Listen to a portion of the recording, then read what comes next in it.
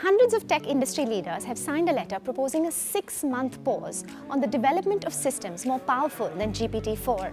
But why are they so worried? And how realistic is it to implement such a pause? I'm Varsha Meghani and you're watching Nuts and Bolts by Forbes India.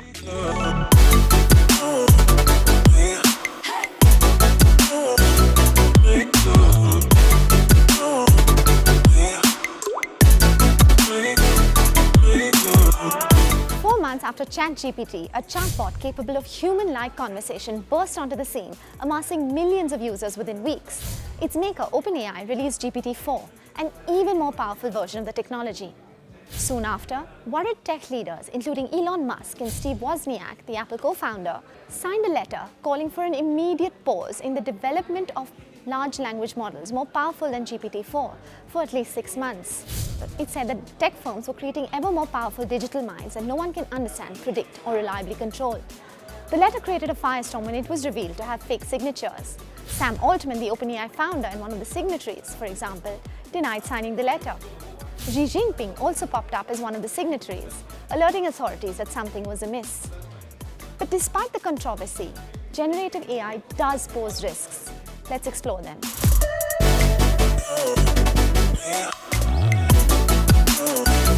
Generative AI refers to technology that mimics human output. Large language models scrape the internet and generate new data in the form of images or text from existing data. So you could ask ChatGPT to come up with a recipe for cookies in the style of Jamie Oliver or Nigella Lawson, and it'll do just that. And if you're using GPT-4, you can simply feed the machine images of eggs, flour, and butter. It'll make sense of the images and spit out a recipe. This kind of AI is different from the AI we've previously known, which is called discriminative AI. Discriminative AI can simply tell you whether a picture is that of a cat or a dog, based on the information it has been fed. Unlike generative AI, it can't create any new data from the things it's previously learned.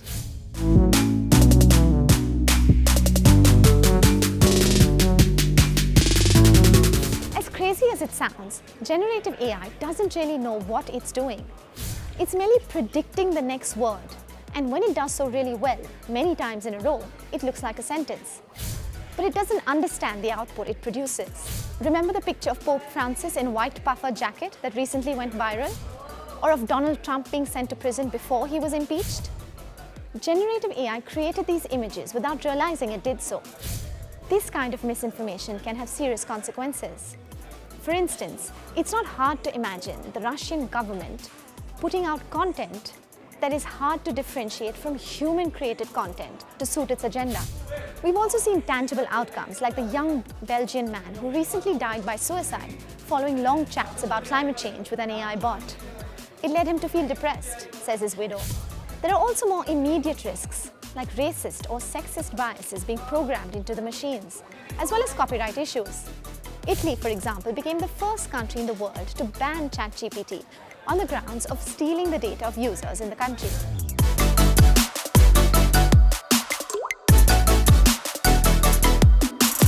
The ultimate aim of generative AI is to achieve artificial general intelligence, or AGI, where a large language model can perform any intelligent task that a human being can do, including reasoning, understanding, and arriving at decisions.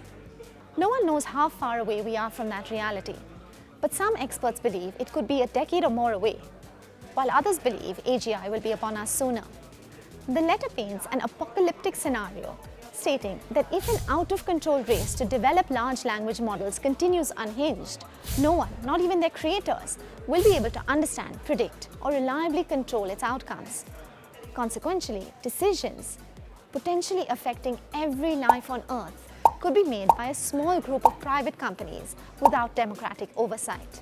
Such decisions should not be delegated to unelected tech leaders, the letter writers said.